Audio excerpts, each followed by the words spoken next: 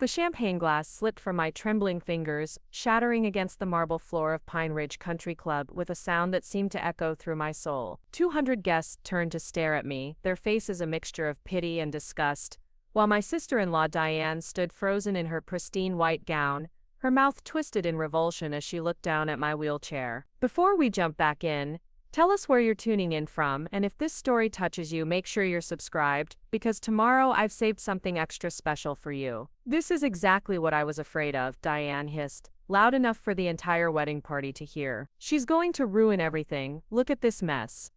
Her voice carried across the reception hall like a whip crack, and I felt every eye in the room pierce through me with judgment. My brother Marcus, the groom, placed a protective hand on his bride's shoulder and shot me a look that could have frozen hell itself. Victoria, maybe you should just go home, he said quietly, but his words might as well have been shouted from the mountaintops. This day isn't about you. I sat there in my custom wheelchair, wearing the navy blue dress I had carefully chosen to honor both the occasion and my service, feeling smaller than I had since the day the IED blast stole my legs in Kandahar. The silence stretched like a canyon between us, broken only by the whispered conversations of guests who couldn't quite believe what they were witnessing. But then something shifted in the air.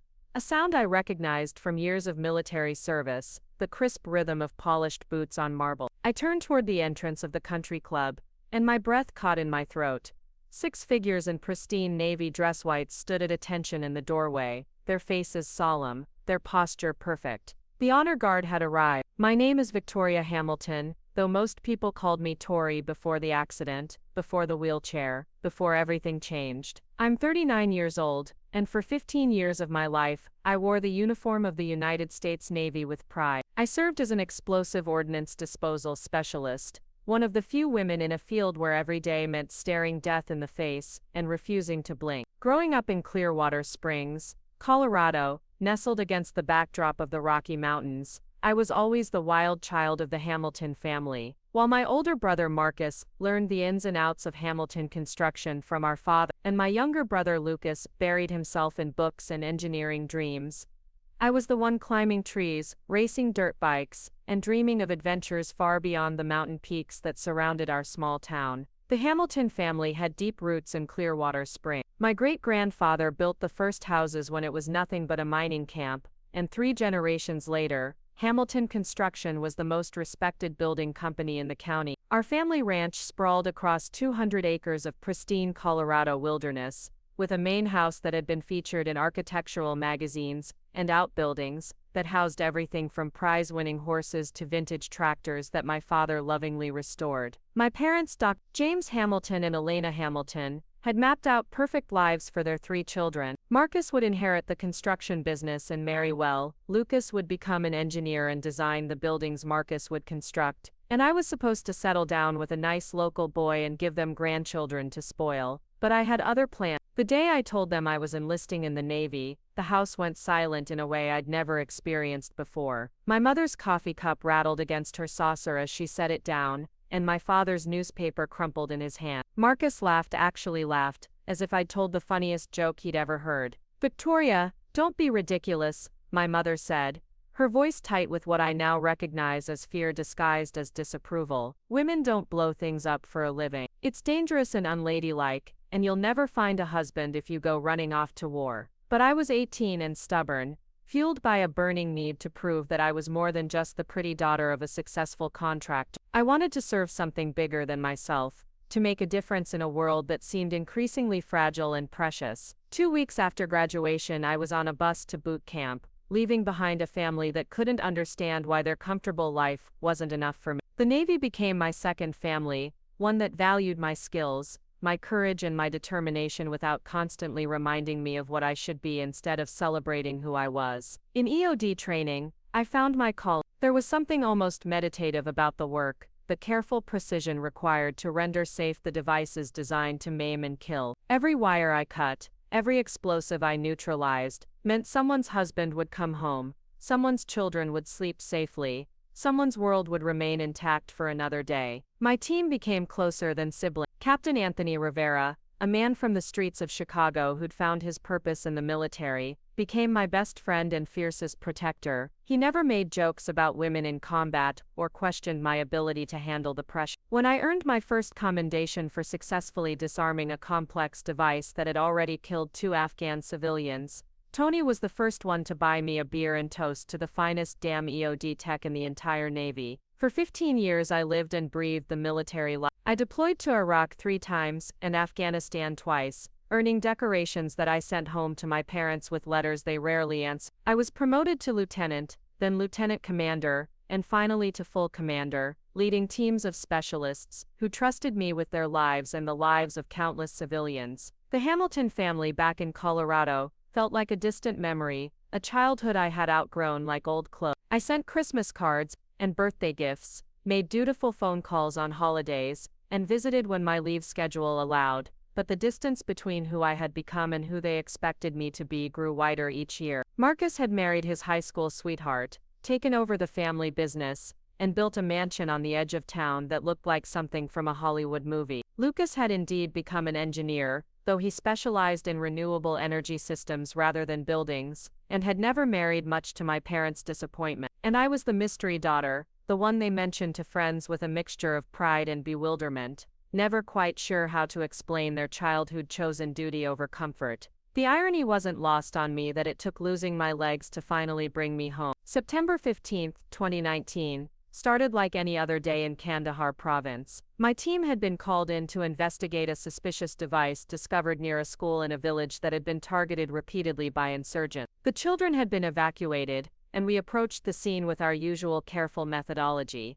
I was the senior officer, so the final approach was my responsibility. I remember every detail with crystalline clarity. The dusty road, the smell of diesel fuel from our transport vehicle, the weight of my protective gear, the focused calm that settled over me as I began my examination of the device. It was sophisticated, more complex than the usual improvised explosives we encountered, with multiple trigger mechanisms and what appeared to be anti-tampering features. I had just identified the primary disarming sequence, when the secondary device, hidden 20 feet away and triggered by a motion sensor I hadn't detected, detonated with the force of a small earthquake. The blast threw me 30 feet, and in the seconds of consciousness I had before the medics arrived, I knew my life had just been divided into 2 distinct chapters, before and after. The months that followed were a blur of surgeries, physical therapy, and the slow, agonizing process of accepting that Commander Victoria Hamilton would never again walk into danger with steady legs and unwavering confidence. The doctors at Walter Reed were kind but honest. The damage to my spinal cord was complete and irreversible. I would spend the rest of my life in a wheelchair. My parents flew out to visit me during those early days, and I could see the shock and grief in their eyes as they struggled to reconcile the confident daughter they remembered with the broken woman in the hospital bed. They meant well, talking about bringing me home to recover, about how the family ranch would be perfect for someone with limited mobility, about how they'd always love me no matter what. But there was something in their voices, a note of pity mixed with relief, as if my injury had finally brought me back down to earth where they could understand me. Marcus visited once, spent an uncomfortable hour making small talk about the construction business, and then fled back to Colorado with promises to visit again that we both knew he wouldn't keep. Lucas was different. He came to every family visit and stayed longer than anyone else, asking detailed questions about my rehabilitation, researching wheelchair accessibility modifications, and treating me exactly the same way he always had. When I was finally discharged and faced the decision of where to rebuild my life, Lucas was the one who said,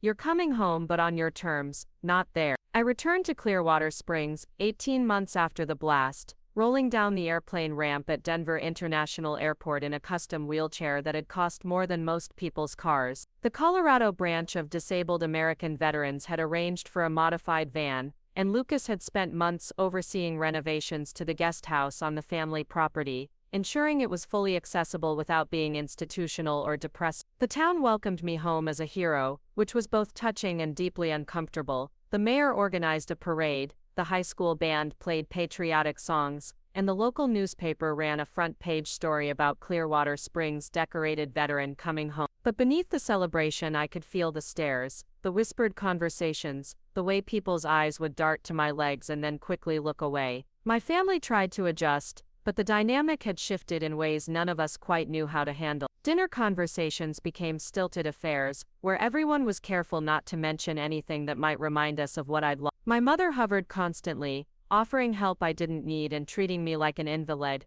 rather than a woman who had simply learned to navigate the world differently. Marcus was the most uncomfortable. He would visit the guest house awkwardly, usually bringing his wife Jennifer and their twin daughters, who were fascinated by my wheelchair but had been coached by their parents not to ask questions. The conversations were painful exercises in forced normalcy, with Marcus discussing business ventures and community events as if I were still the sister he remembered rather than the woman I had become. The announcement of his engagement to Diane came 6 months after my return, and I knew immediately that this wedding would be a test of whether the Hamilton family could truly accept the new version of their daughter and sister. Diane was everything our parents had always hoped I would be, beautiful in a conventional way, content with traditional roles, and completely uninterested in anything that didn't revolve around social status and material comfort. Our first meeting was a disaster. Diane walked into the guest house with the kind of forced smile that barely concealed her discomfort, spent 20 minutes making conversation that revolved entirely around how brave and inspiring I was, and left with the distinct impression that she viewed me as an obligation rather than family. The wedding planning process became an exercise in subtle exclusion. I was invited to participate in all the traditional activities.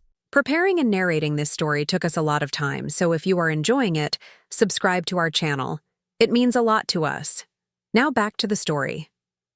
But always with caveats and modifications that made it clear my presence was being accommodated rather than welcomed. The bridesmaid dress fittings required special arrangements because most bridal shops weren't wheelchair accessible. The bachelorette party was held at a restaurant with steps and narrow aisles that made navigation challenging. The rehearsal dinner seating chart placed me at a table far from the wedding party, surrounded by elderly relatives who spent the evening asking inappropriate questions about my medical condition. Through it all, Lucas remained my staunch ally, quietly making arrangements to ensure I could participate fully and calling out family members who made thoughtless comments. But even his support couldn't change the fundamental fact that Diane viewed my wheelchair as a potential embarrassment, and my presence as a complication to her perfect day. The morning of the wedding, I spent extra time getting ready, choosing my navy blue dress carefully and ensuring my wheelchair was polished to a mirror shine. I had received permission from the Navy to wear my service decorations, and the ribbons on my chest represented 15 years of dedication, sacrifice, and honor. I looked in the mirror and saw a woman who had served her country with distinction, who had paid a price for that service,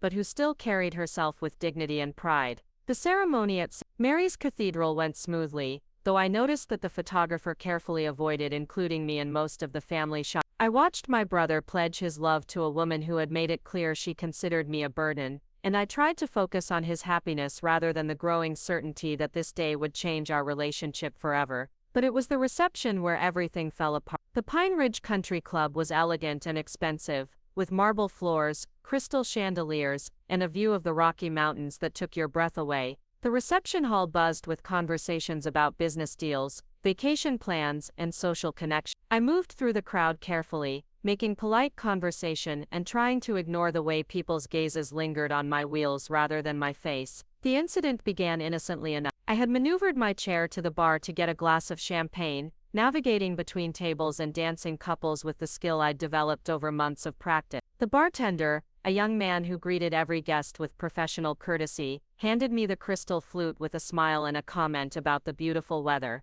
As I turned to rejoin the celebration, my wheel caught on the leg of a nearby cocktail table, causing it to wobble slightly. The movement was barely perceptible, but it was enough to send my champagne glass tumbling from my grip. The crystal shattered against the marble floor with a sound that seemed to cut through the music and conversation like a blade. The reaction was immediate and devastating. Conversation stopped mid-sentence, and 200 faces turned to stare at the woman in the wheelchair surrounded by broken glass and spilled champagne. I felt my cheeks burn with embarrassment, but before I could speak or move to clean up the mess, Diane's voice cut through the silence like a whip. "This is exactly what I was afraid of," she said, her words carrying clearly across the reception hall. "She's going to ruin everything. Look at this mess." The cruelty in her tone was matched by the looks of agreement on several faces in the crowd. I heard someone whisper, "Maybe she shouldn't have come," and another voice add, "Poor Marcus, dealing with this on his wedding day." Marcus appeared at his bride's side within seconds, his face flushed with embarrassment and anger.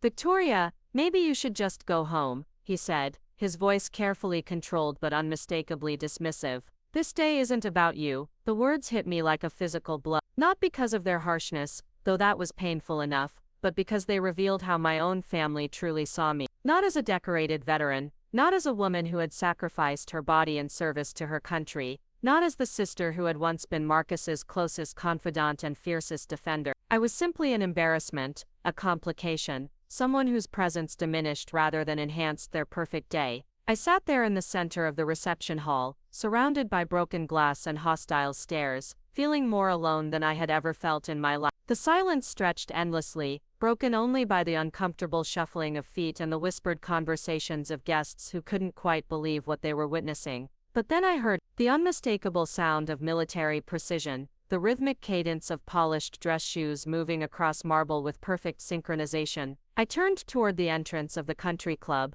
my heart hammering in my chest, hardly daring to believe what I was seeing. 6 figures in immaculate navy dress whites stood at attention in the doorway, their faces grave and respectful, their bearing unmistakably military. The honor guard had arrived, and suddenly the entire dynamic of the room shifted like an earthquake, rearranging the landscape. The lead officer, a man I didn't recognize but whose decorations marked him as a senior commander, stepped forward and surveyed the scene with eyes that missed nothing. Behind him, 5 other sailors maintained their perfect formation, their presence transforming the elegant reception hall into something that felt more like a military ceremony. "Colonel Hamilton," the commander said, his voice carrying easily across the now silent room, "we apologize for the interruption, but we have business with you that cannot wait." The word colonel rippled through the crowd like electricity. I heard gasps, confused murmurs, and the sharp intake of breath from family members who had clearly never expected this moment. Marcus's face went pale, and Diane's expression shifted from anger to bewilderment as she tried to process what was happening.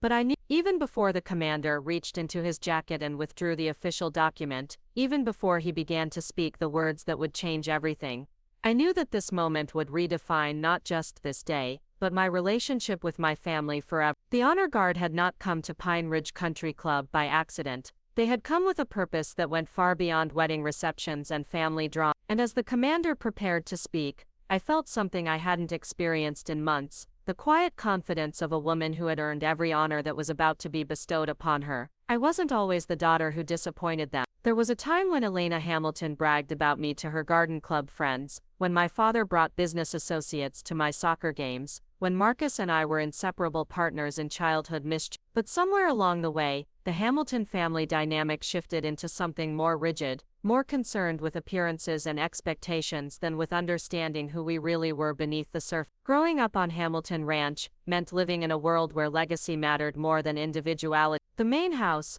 with its hand-hewn timber beams and walls lined with photographs of 4 generations of Hamilton men building Colorado's infrastructure, was a constant reminder that we were part of something bigger than ourselves. Every morning at breakfast, my father would discuss the current construction projects, teaching Marcus about profit margins and client relations, while Lucas and I listened from the periphery. My mother had married into the Hamilton name at 19, transforming from Elena Vasquez, a teacher's daughter from Denver, into Elena Hamilton, wife of the most successful contractor in 3 counties. She threw herself into the role with the fervor of someone determined to prove she belonged, organizing charity galas, serving on hospital boards, and maintaining social connections that benefited the family business. Her expectations for her children reflected her own journey from outsider to insider. Marcus embraced his predetermined role with enthusiasm that bordered on obsession. By age 16, he could read blueprints, negotiate with subcontractors, and charm clients with the same easy confidence our father possessed. He dated the right girls from the right families, played varsity football despite having no real talent for the sport,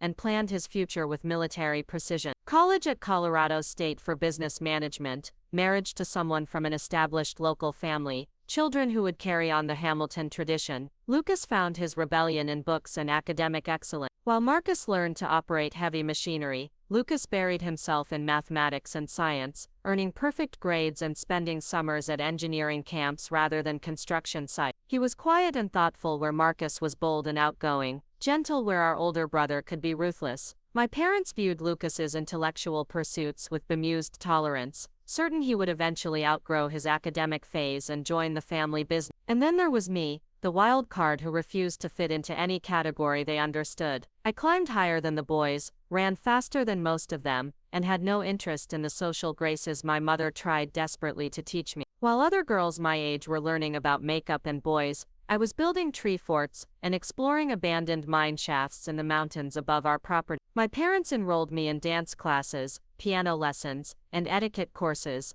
but I approached each activity with the same restless energy that eventually led to my polite dismissal. The first real crack in our family foundation appeared when I was 4. Marcus had just gotten his driver's license and was taking Jennifer Walsh, daughter of the town's most prominent attorney, to the homecoming dance. Lucas was representing our school at the state science fair, and I was suspended for 3 days for punching Tommy Richardson when he cornered Sarah Martinez behind the gymnasium and wouldn't take no for an answer. My parents received the phone call during one of their dinner parties, and I'll never forget the mortification on my mother's face when she had to excuse herself to deal with her daughter's latest transgression. My father drove to the school in his good suit, his jaw tight with embarrassment, and barely spoke to me during the silent ride home. The lecture that followed was less about right and wrong than about appearances and family reputation. "Victoria, you can't go around solving problems with violence," my mother said, pacing the living room in her cocktail dress while their guests waited in the other room. "What will people think? The Richardsons are important clients," but it was my father's reaction that cut deep. "This isn't who we raised you to be," he said quietly,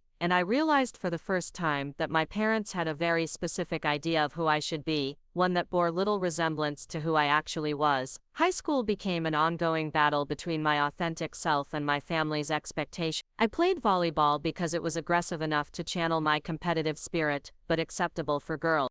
I maintained decent grades because academic failure would have been unforgivable, but I showed no interest in the social activities that consumed my classmates. While Marcus collected homecoming king crowns and Lucas accumulated academic awards, I collected detentions and disapproving looks from teachers who couldn't understand why James and Elena Hamilton's daughter refused to live up to her potential. The military recruiters who visited our school during my senior year spoke to something deep inside me that I hadn't even known existed. They talked about service, purpose, and the opportunity to be part of something that mattered beyond profit margins and social status. When the Navy representative described the explosive ordnance disposal program, explaining the precision, courage, and technical skill required to save lives by disarming dangerous devices, I felt a clarity of purpose I had never experienced before. The conversation with my parents about enlisting was one of the worst nights of my teenage years. Marcus had just announced his engagement to Jennifer and his plans to expand Hamilton construction into commercial development. Lucas had been accepted to MIT with a full scholarship and planned to return to Colorado with advanced degrees in renewable energy engineering. And I wanted to join the Navy and learn to defuse bombs. "It's not appropriate," my mother said, her voice tight with the kind of controlled panic she used when discussing things that threatened her carefully constructed world. "Women don't belong in combat zones, Victoria. It's dangerous and unnecessary when you have perfectly good opportunities right here at home." My father approached the conversation from a business perspective, outlining the opportunities available to me in the family company, the security of a predetermined career path, and the importance of staying close to family. "You could manage the administrative side of the business," he suggested. "Handle client relations, organize the office systems." Your mother did something similar when we were starting out, but Marcus's reaction was the most hurtful. "You're being selfish," he said bluntly. "This family has given you everything, and you want to throw it away to play soldier? What happens when you get hurt or killed? What happens to mom and dad when they have to explain to everyone why their daughter chose strangers over family?" I tried to make them understand that my decision wasn't about rejecting them or the life they had built. It was about finding my own path, discovering what I was capable of when pushed beyond the comfortable boundaries of Clearwater Spring. But every attempt at explanation seemed to widen the gap between us, until we were speaking different languages despite using the same words. Lucas was the only one who supported my decision, though he did it quietly and without challenging our parents directly. He drove me to the recruitment office in Denver, helped me study for the placement exams, and listened without judgment when I talked about wanting to do something that mattered beyond our small mountain community. "You've always been different," he told me on the drive home from my final meeting with the recruiter. "It's not a flaw, Tori, it's what makes you special." The day I left for boot camp, my parents drove me to the airport with the grim determination of people fulfilling an unpleasant obligation. My mother cried quietly, my father carried my bags without speaking, and Marcus didn't come at all. He was busy with wedding preparations. My mother explained, though we all knew he was making a statement about his disapproval. Lucas was the only one who seemed genuinely proud, hugging me tightly at the security checkpoint and whispering, "Go show them what a Hamilton can really do." Those words carried me through the hardest parts of the training that followed, when homesickness and self-doubt threatened to overwhelm my determination. Boot camp in Great Lakes, Illinois was simultaneously the most difficult and most liberating experience of my 18-year-old life. The physical challenges pushed my body beyond limits I hadn't known existed.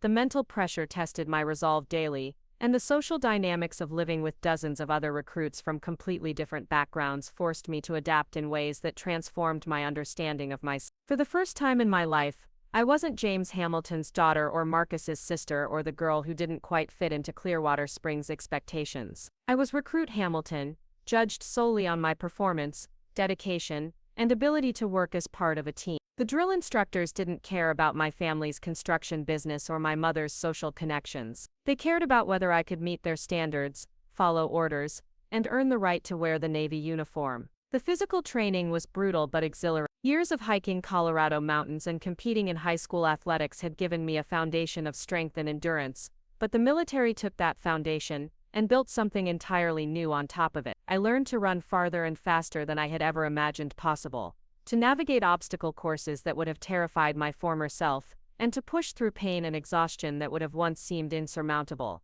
But it was the mental challenges that truly changed me. Learning military protocol, memorizing regulations, and developing the instant response to authority that military discipline requires forced me to organize my thoughts and reactions in completely new ways. The chaos and rebellion that had defined my teenage years were channeled into laser focus and unwavering commitment to excellence. My fellow recruits became the first real family I had ever chosen rather than inherited. Maria Santos from East Los Angeles had enlisted to escape poverty and create opportunities her parents never had. David Chen from Portland was following 3 generations of family military service, while pursuing his own dream of becoming a Navy engineer. Ashley Thompson from rural Georgia wanted to see the world beyond her small farming community. We came from completely different backgrounds, but we shared a common commitment to something larger than our individual ambition. During the late-night conversations in the barracks, when exhaustion and stress stripped away all pretense, I discovered that my struggle to find my place in the world was not unique. Everyone there was trying to become someone new, someone worthy of the uniform and the responsibility it represented. The weapons training revealed an aptitude I hadn't known I possessed. My hands were steady under pressure, my mind remained clear during complex procedures, and I had an intuitive understanding of mechanical systems that impressed even the most experienced instructor. When the time came to choose a specialty, the path toward explosive ordnance disposal felt as natural as breathing. EOD school in Florida pushed every recruit to their absolute limits and beyond. The technical knowledge required was staggering. We learned electronics, chemistry, physics, and engineering principles that would have challenged college students, then applied that knowledge to devices designed by enemies specifically to kill anyone who tried to disarm them. The psychological pressure was even more intense than the academic demand. Every training exercise was designed to simulate real-world conditions, where a single mistake could mean death not just for the EOD technician, but for civilians, fellow military personnel, and anyone else in the blast radius. We learned to work with hands that trembled from adrenaline,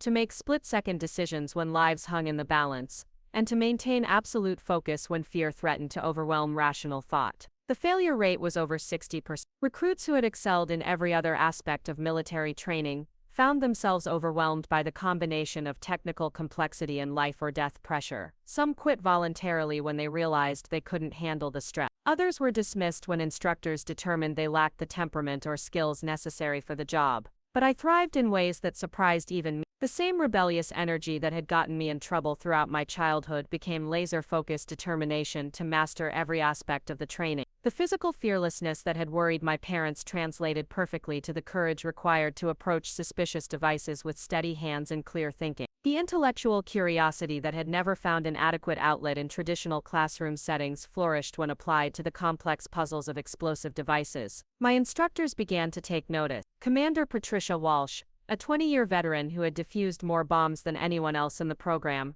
pulled me aside after a particularly challenging exercise. "You have something special, Hamilton," she said. "The combination of technical skill and psychological resilience we need in this field. But more than that, you have the instincts. You can feel when something's not right, when a device is more complex than it appears. That's not something we can teach. Graduation from EOD school was the proudest moment of my young life. My parents flew out for the ceremony, and I could see the mixture of pride and bewilderment in their faces as they watched their daughter receive recognition for mastering skills they couldn't begin to understand. My mother cried during the ceremony, though I wasn't sure whether the tears were from pride, fear, or grief for the daughter she had wanted me to be. Marcus didn't come. He was busy with the construction business, my father explained, though Lucas later told me that our older brother had made it clear he thought the whole ceremony was an unnecessary glorification of my stubborn refusal to accept a normal life. But Lucas was there, beaming with pride as I received my specialist designation and assignment to my first duty station.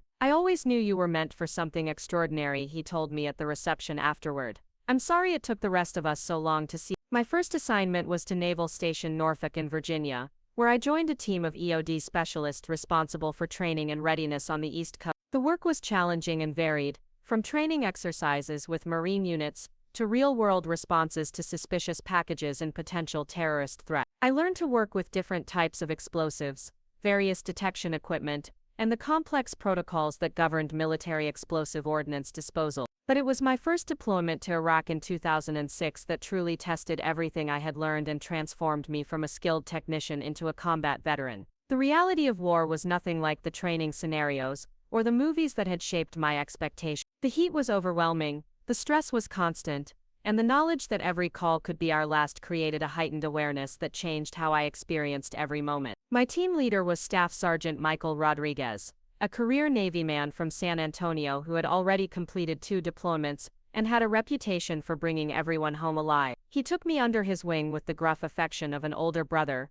teaching me the subtle differences between textbook procedures and battlefield reality. "Everything you learned in school is important," he told me during our first week in country, "but out here, you also have to trust your instincts. The enemy adapts faster than our training manuals get updated. If something feels wrong, it probably is. If a device seems too simple, it's probably hiding something complex. And if you're not absolutely certain about your next move, take a step back and think it through again." The first improvised explosive device I encountered in combat was hidden beneath a bridge on the outskirts of Baghdad, discovered by a Marine patrol that had been taking sniper fire from the surrounding building. The device was crude but effective, clearly designed to collapse the bridge when detonated and prevent coalition forces from using the crossing point. I approached the device with Rodriguez watching from a safe distance, every nerve in my body hyper-alert to potential secondary threat. My hands moved through the disarming procedure with mechanical precision, but my mind was constantly evaluating, reassessing, looking for signs that the device was more complex than it appeared. When I finally rendered the bomb safe and gave the all-clear signal, the relief was overwhelming. But it was Rodriguez's reaction that meant the most to me. "Outstanding work, Hamilton," he said over the radio. "Textbook approach with real-world adaptations. You're going to do just fine out here." Over the following months, our team responded to dozens of calls, each one different, but all sharing the same life-or-death stakes that made every success feel like a miracle and every close call a reminder of how fragile life could be. I learned to work in extreme heat while wearing 60 pounds of protective gear, to maintain focus despite the constant threat of sniper fire, and to make complex decisions quickly when time was measured in seconds rather than minutes. But it was the people we saved that made all the risk and stress worthwhile. The Marine convoy that would have been destroyed if we hadn't found the roadside bomb hidden in a pile of construction debris. The school children who could safely return to their classrooms after we cleared the building of explosive devices planted by insurgents. The civilian contractors who could resume their work rebuilding infrastructure after we certified an area as safe. Each successful mission reinforced my sense of purpose and belonging in ways that nothing in my previous life had ever achieved. I was exactly where I was supposed to be, doing exactly what I was meant to do, serving something infinitely more important than personal comfort or social expectation. My family's letters arrived sporadically, filled with news about construction projects, social events, and the comfortable routines of life in Clearwater Spring. They seemed to be writing to someone they remembered rather than someone they knew, describing a world that felt increasingly foreign and irrelevant, compared to the intensity and purpose of military life. Marcus had married Jennifer in a lavish ceremony at the country club, built a mansion on the hill overlooking town, and was expanding the family business into commercial development throughout the region. Lucas was finishing his engineering degrees and had designed several innovative renewable energy systems that were attracting national attention. My parents were active in community affairs, and proud of their successful son. But when they wrote about me, it was always with a tone of worried confusion, as if they were discussing a family member with a puzzling medical condition, rather than a daughter serving her country with distinction. They asked when I was coming home, whether I had met any nice young men, and if I was sure this military career was what I really wanted for the long term. I tried to explain in my return letters what my service meant to me: the satisfaction of successfully completing dangerous missions, the camaraderie of working with people who shared my commitment to something larger than themselves. But I could tell from their responses that my words weren't translating into understanding. They read my descriptions of combat operations as evidence that I was in terrible danger rather than recognition that I was doing important work. The disconnect became even more apparent during my first leave, when I returned to Clearwater Springs after 8 months in Iraq. The town looked exactly the same, but I felt like a visitor from another planet. Everything seemed smaller, quieter, less significant than I remembered. The concerns that dominated local conversation felt trivial compared to the life and death decisions I had been making for months. My family tried to welcome me home, but it was clear they didn't know how to relate to the woman I had become. My mother had prepared my childhood bedroom exactly as I had left it, complete with high school trophies and photos of friends I barely remembered. My father organized a welcome home barbecue with neighbors and family friends, most of whom asked polite questions about my deployment, while clearly having no real interest in the answers. Marcus was the most awkward, treating me like a curiosity rather than his sister. He would start to say something, then stop and change the subject, as if afraid he might accidentally mention something that would trigger unpleasant memory. Jennifer was friendly but distant, clearly uncomfortable with the idea of combat, and uncertain how to make conversation with someone whose experiences were so far outside her understanding. Only Lucas seemed genuinely interested in what I had been through, and what I had learned. He asked detailed questions about the technical aspects of explosive ordnance disposal, the engineering challenges of different types of devices, and the problem-solving approaches we used in complex situations. For the first time since coming home,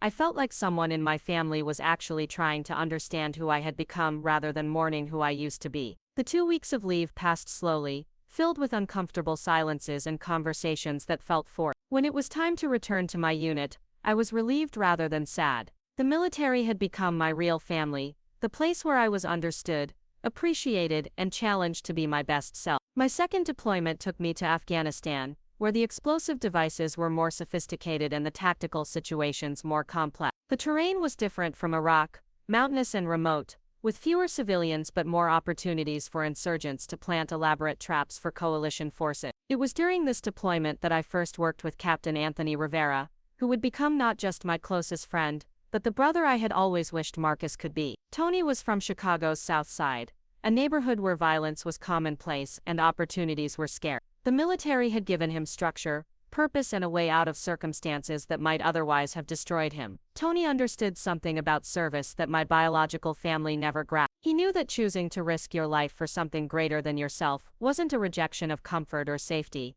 but an embrace of meaning that made all the risk worthwhile. When we worked together on complex devices, often in conditions where enemy fire made concentration almost impossible, we operated with the kind of trust and communication that only develops between people who have chosen to put their lives in each other's hands. "You know what I love about this job?" Tony asked me one evening, as we cleaned our equipment after a particularly challenging day. "Every wire we cut right, every device we render safe, means somebody gets to go home tonight. Maybe it's our guys, maybe it's civilians, but somebody's world stays intact because we did our job well." That perspective sustained me through the hardest parts of deployment, when the stress and danger threatened to overwhelm even the strongest mental defense. Every successful mission was a victory not just for our team, but for everyone whose life was made safer by our work. By my third deployment, I had been promoted to lieutenant, and was leading my own team of EOD specialists. The responsibility was both exhilarating and terrifying. The technical challenges were more complex,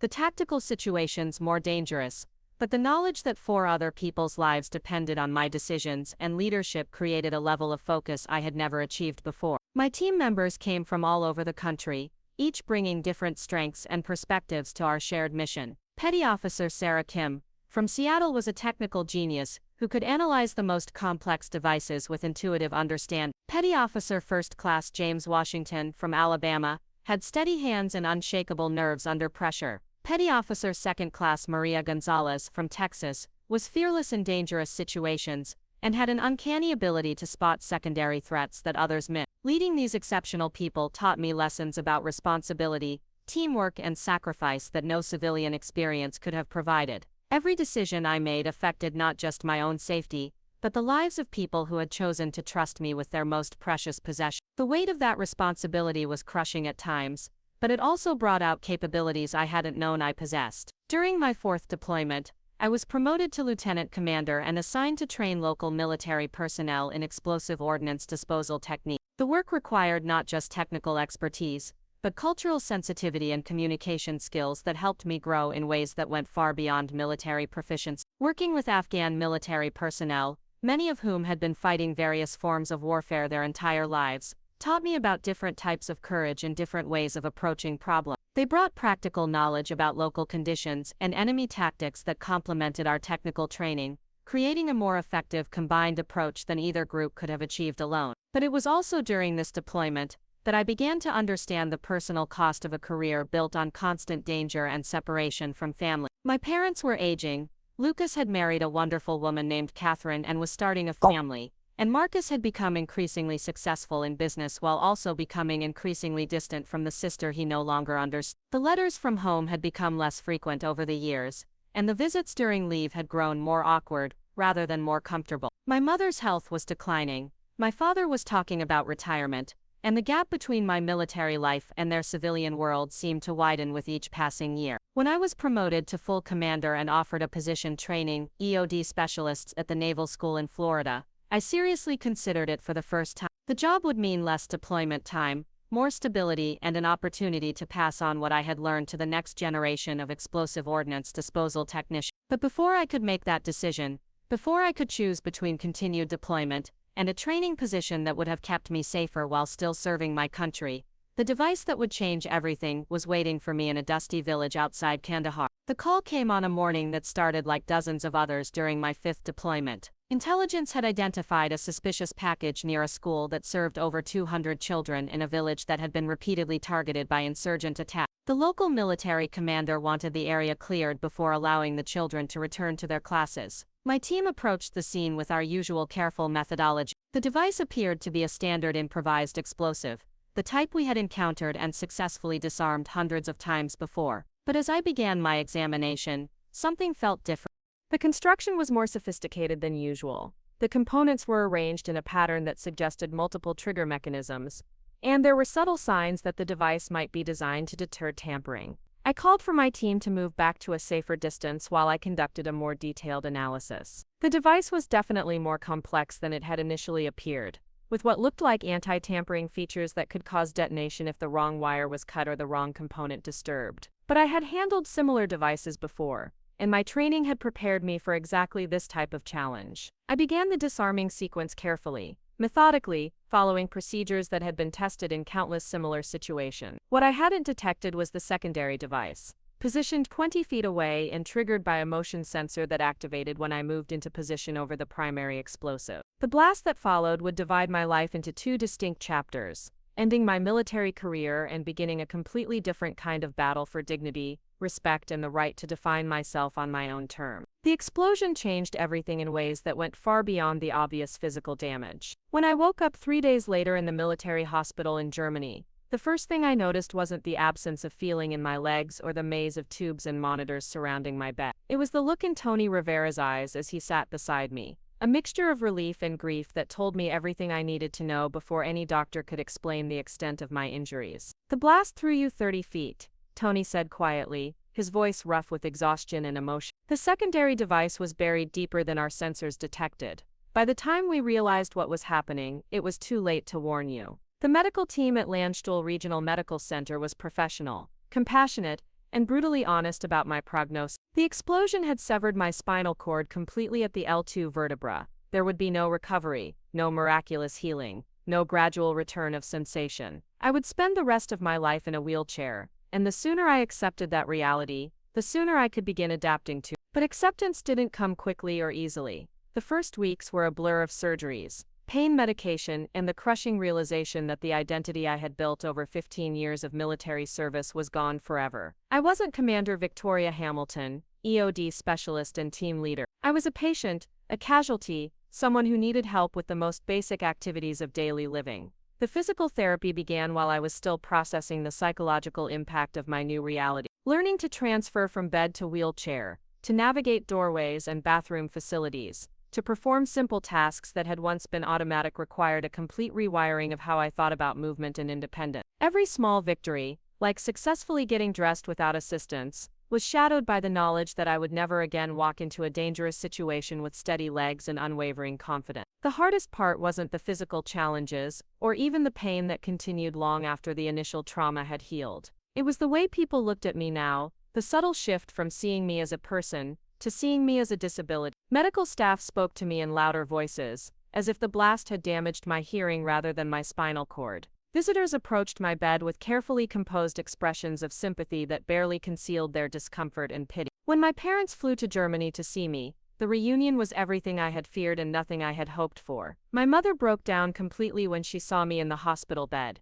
weeping with the kind of desperate grief usually reserved for funeral. My father stood awkwardly beside her, clearly struggling to process the transformation of his strong, independent daughter into someone who needed assistance to sit up. "We're going to take such good care of you," my mother whispered through her tears, stroking my hair with shaking hand. "We'll bring you home and everything will be fine. You'll see." But I could hear the fear beneath her words, the terrified realization that her daughter's life had been irrevocably changed in ways she couldn't understand or fix. My father talked about modifications to the guest house, about wheelchair accessibility and physical therapy facilities in Colorado, speaking with the forced optimism of someone determined to find practical solutions to an impossible situation. Marcus visited once during my time in Germany, flying in for a weekend that was awkward and painful for both of us. He stood at the foot of my hospital bed making stilted conversation about the construction business, clearly uncomfortable with the medical environment and uncertain how to relate to his sister's altered circumstance. "When you're ready to come home, we'll figure everything out," he said during his brief visit. "The family will take care of everything you need." But there was something in his tone, a note of resignation mixed with obligation, that made it clear he viewed my injury as a burden the family would shoulder rather than a challenge we would face together. He left after 36 hours with promises to visit again that we both knew were empty. Lucas was different. He came to Germany twice during my month-long stay, spending days at my bedside asking detailed questions about my medical care, researching rehabilitation facilities, and treating me exactly the same way he always had. When I expressed frustration about my limitations or worry about my future, he listened without offering false reassurances or empty platitudes. "You're still you, Tori," he said during his second visit, watching me struggle through a physical therapy session. "The explosion changed your circumstances, but it didn't change who you are. You're still the person who climbed to the top of Eagle Peak when we were kids, who stood up to bullies, who chose to serve her country even when it meant leaving everything comfortable behind." His words carried me through the darkest moments of those early weeks, when the full implications of my new reality threatened to overwhelm my determination to rebuild my life. Lucas was the only person who seemed to understand that I was grieving not just the loss of my physical abilities, but the loss of the identity that had given my life meaning and purpose for 15 years. The transition to Walter Reed Army Medical Center in Maryland began the next phase of my rehabilitation, both physical and psychological. The facility specialized in treating severely injured military personnel, and for the first time since the explosion, I was surrounded by people who understood the unique challenges of adapting to disability while processing the end of a military career. My roommate was Staff Sergeant Monica Torres, a Marine who had lost her left arm and suffered severe burns when her convoy hit an IED outside Fallujah. Monica had been at Walter Reed for 4 months and had progressed from angry denial to determined acceptance of her new circumstance. "The first thing you need to understand," she told me during my second night there, "is that this place will either break you or make you stronger than you ever imagined possible. The choice is entirely up to you, but you have to make it consciously every single day." Monica became my guide through the complex world of military medical rehabilitation, teaching me the unwritten rules of the facility, introducing me to other patients who had faced similar challenges, and demonstrating through her own example that it was possible to rebuild a sense of purpose and dignity even after devastating injury. The other patients at Walter Reed represented every branch of military service and every type of combat injury imaginable. There was Captain James Murphy, an Army officer who had lost both legs to a roadside bomb and was learning to walk with prosthetics. Petty Officer First Class David Kim had suffered traumatic brain injury from a mortar attack and was relearning basic cognitive function. Lance Corporal Maria Santos was dealing with severe PTSD after her unit was ambushed during a routine patrol.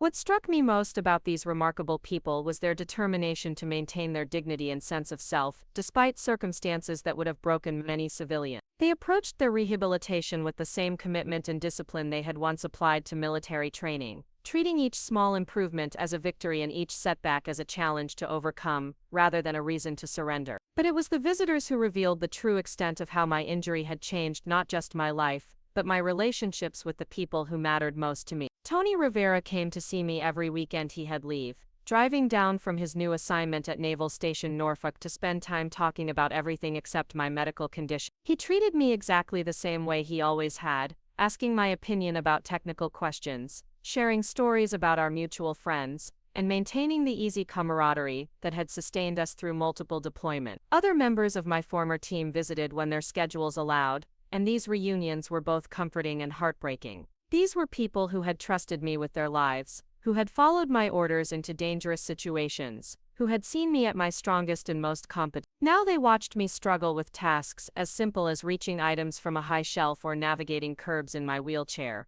But their respect for me hadn't diminished, even if their understanding of my situation was complicated by their own fears about vulnerability and injury. Petty Officer Sarah Kim brought me technical manuals and engineering journals, understanding that my mind needed challenges even if my body was limited. Petty Officer First Class James Washington shared updates about our former unit's current operations, keeping me connected to the work that had once defined my entire existence. The most painful visits were from my family members, who arrived with good intentions but struggled to hide their discomfort with my altered circumstance. My mother brought care packages filled with homemade cookies and magazines, fussing over my medical care and asking the same worried questions repeatedly. My father discussed practical matters like insurance coverage and long-term care options, approaching my disability as a logistical problem to be solved rather than a life change to be navigated. Marcus came twice during my 6 months at Walter Reed, each visit shorter and more awkward than the last. He clearly wanted to be supportive,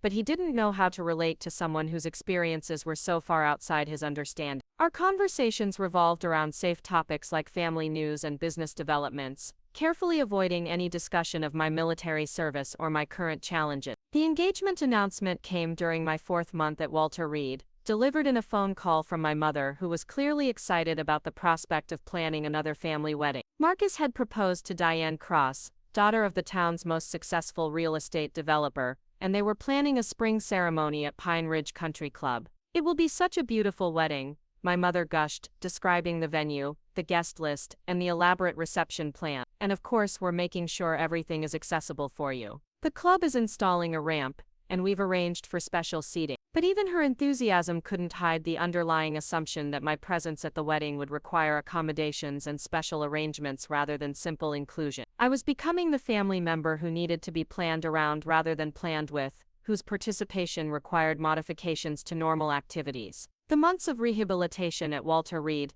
taught me skills that went far beyond wheelchair navigation and adaptive living techniques. I learned patience with my own limitations, and with other people's discomfort about disability. I learned to ask for help when necessary without feeling diminished by the need for assistance. Most importantly, I learned to separate my sense of self-worth from my physical capability. But I also learned about the subtle ways that disability changes how other people perceive and interact with you. Medical professionals who spoke to me in childish voices despite my military rank and advanced education. Strangers who offered unwanted assistance or stared with barely concealed curiosity. Family members who treated me with a mixture of pity and careful protection that was more isolating than helpful. The decision to return to Clearwater Springs wasn't easy. Part of me wanted to remain near other military personnel who understood my experiences and respected my service despite my current limitations. But the practical considerations were overwhelming. I needed a place to live that could accommodate my wheelchair, family support during the continued adjustment period,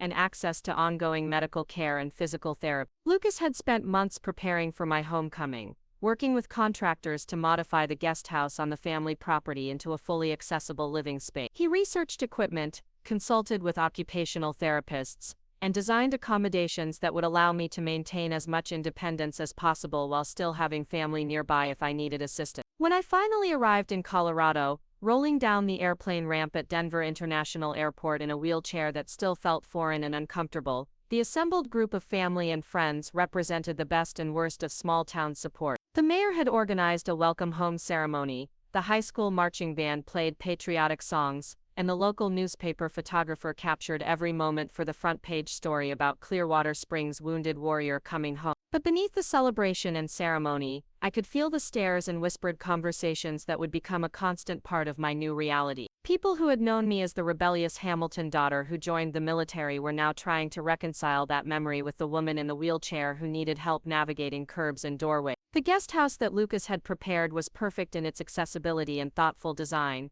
but it also felt like a carefully constructed prison. Every modification, from the roll-in shower to the lowered kitchen counters, was a daily reminder of what I had lost. The wide doorways and ramp access that made the space functional also made it impossible to forget, even for a moment, that my life had been fundamentally altered. My parents tried to be supportive, but their concern manifested as hovering attention that made independence almost impossible. My mother would arrive each morning with breakfast and worried questions about my physical therapy progress. My father installed security cameras and emergency alert systems, treating my disability as a safety hazard that required constant monitoring. Marcus was the most awkward in his interactions with me, clearly uncertain how to relate to his sister's changed circumstances. His visits to the guest house were brief and stilted, filled with uncomfortable silences and forced conversations about topics that felt increasingly irrelevant to my daily reality. The town's reaction was a mixture of genuine support and barely concealed curiosity that made every public outing an exercise in managing other people's emotions about my disability. Store clerks spoke to me in loud, slow voice. Restaurant servers directed their questions to whoever was accompanying me rather than speaking to me directly. Children stared openly while their parents hushed them and hurried away. But it was the veterans community that provided the most complicated reactions to my return. Some embraced me as a hero whose sacrifice deserved recognition and support. Others seemed uncomfortable with the visible reminder of warfare's costs that my wheelchair represented. A few questioned whether my injury had been the result of carelessness or poor judgment, as if successful military service should somehow prevent traumatic injury. The physical therapy sessions in Colorado were effective but emotionally challenging, taking place in a civilian facility where I was often the only person dealing with combat-related injury. The other patients were mostly elderly individuals recovering from strokes or accidents, and while the staff was professional and competent, they lacked the understanding of military culture and experience that had made rehabilitation at Walter Reed more comfortable. But the most difficult adjustment was the loss of purpose and identity that had come with my military discharge. For 15 years I had been Commander Victoria Hamilton, EOD specialist, leader of elite teams, guardian against explosive threat. Now I was simply Tori, the disabled daughter who had returned home to recover from injuries sustained in service to her country. The days stretched endlessly without the structure and meaning that military life had provided. I read voraciously, researched adaptive technologies, and maintained correspondence with former colleagues, but none of these activities filled the void left by the end of my military career. Lucas understood my struggle better than anyone else in the family, spending hours discussing potential career options, volunteer opportunities, and ways to apply my military experience to civilian challenges. He researched universities with strong veterans programs, government agencies that actively recruited disabled veterans, and nonprofit organizations focused on military support services. But every option felt like a consolation prize compared to the career I had lost. Teaching explosive ordnance disposal to new recruits would have been a constant reminder of abilities I no longer possessed. Working in a government office analyzing threat assessments would have meant watching other people do the work I had once excelled at performing. The announcement of Marcus's engagement party came 6 months after my return to Colorado, delivered with the same mixture of enthusiasm and careful consideration that had characterized my family's approach to including me in social events. The party would be held at the country club, with full wheelchair accessibility and special arrangements to ensure my comfort and participation. Diane Cross had been polite but distant during our few interactions, clearly uncertain how to relate to her fiancé's disabled sister. She asked appropriate questions about my recovery and expressed conventional sympathy for my circumstances, but there was a quality to her attention that made it clear she viewed me more as an obligation than as a potential family member. The engagement party itself was a preview of the challenges that would intensify at their wedding. The club had indeed installed temporary ramps and designated accessible seating, but these accommodations only highlighted my difference from the other guests, rather than facilitating true inclusion. Conversations would pause when I approached, as if people were uncertain whether normal social interactions were appropriate with someone in my circumstances. Marcus and Diane posed for photographs with their families,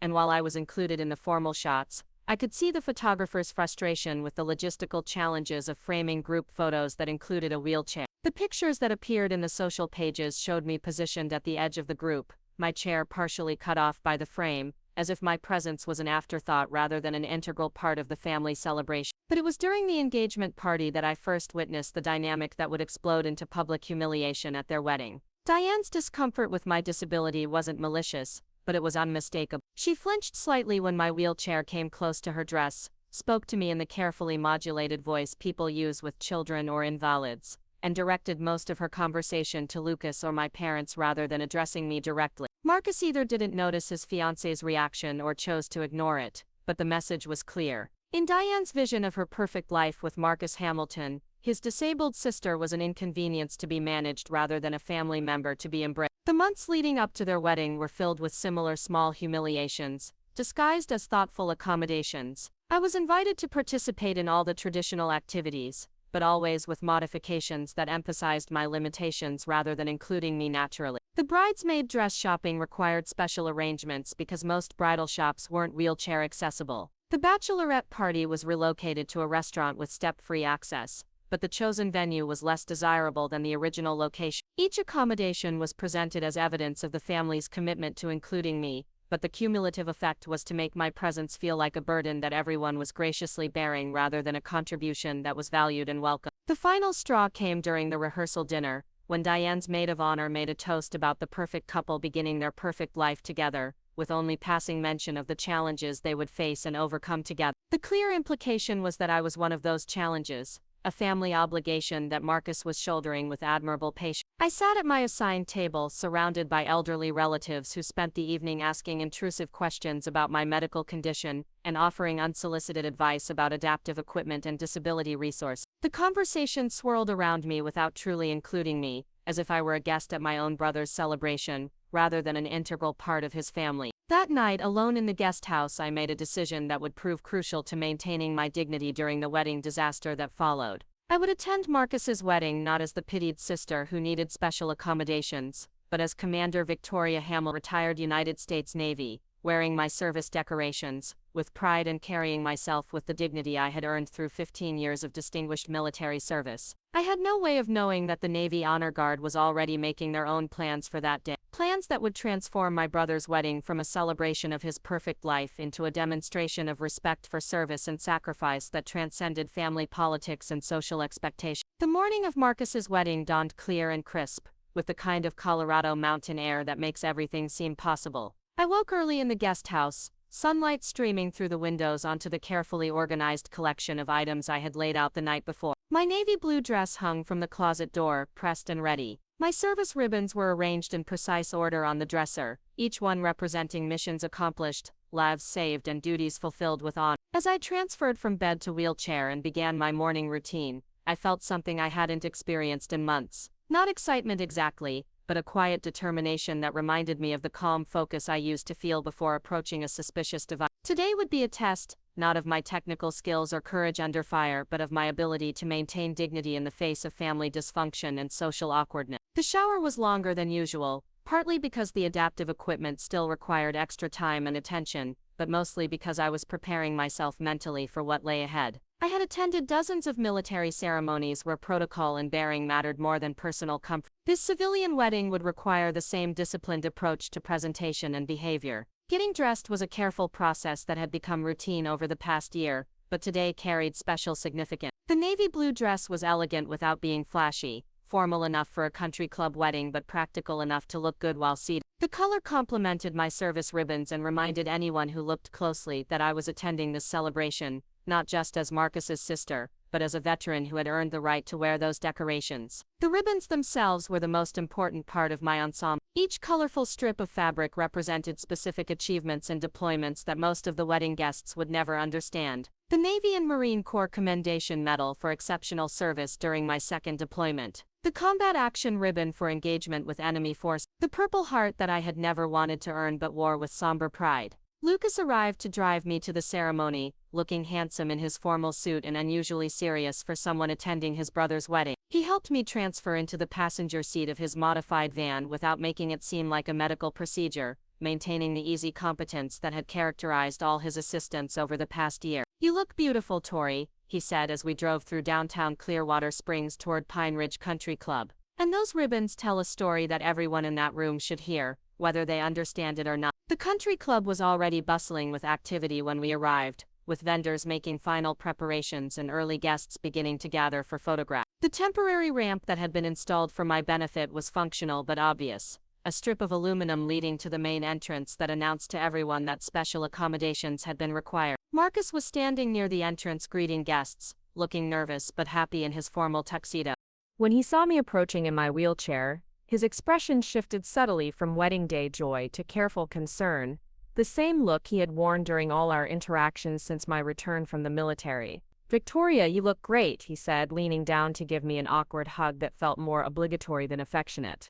"The ceremony starts in 30 minutes, and we've got a great seat reserved for you in the front section." But there was something in his tone that suggested he was already thinking about logistics and potential complications, rather than simply being glad his sister was there to celebrate his wedding. I could see Diane in the background, radiant in her wedding dress but avoiding eye contact with me as she posed for photographs with her bridesmaids. The ceremony itself took place in the club's main ballroom, which had been transformed into a chapel with white chairs, floral arrangements, and an altar positioned beneath a large window overlooking the Rocky Mountains. My designated seat was indeed in the front section, but positioned at the end of a row where my wheelchair wouldn't block anyone's view or interfere with the traditional processional. Pastor Michael Thompson, who had known our family for years, conducted a traditional service that focused on love, commitment, and the joining of two families. His words were beautiful and appropriate, but I couldn't shake the feeling that I was observing rather than participating in this significant moment in my brother's life. When Marcus and Diane exchanged vows, speaking about supporting each other through good times and bad,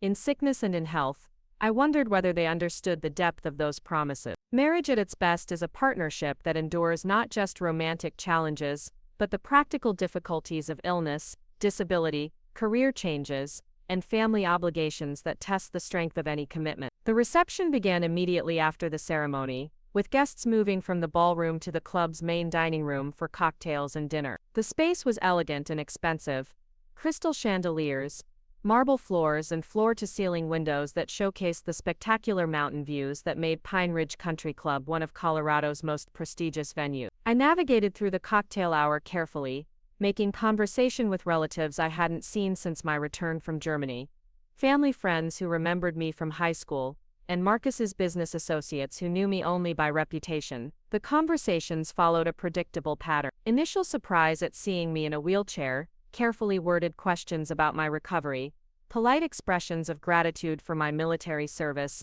and then awkward transitions to safer topics. My parents were in their element, playing the role of gracious hosts, while carefully managing the social dynamics that my presence created. My mother introduced me to guests with a mixture of pride and protective concern that emphasized my status as both decorated veteran and beloved daughter who had overcome tremendous challenges. My father discussed my military service in terms that focused more on my sacrifice than my achievements, as if my injury was more significant than the 15 years of distinguished service that preceded it. The dinner service began with traditional wedding formality. The wedding party was introduced to enthusiastic applause.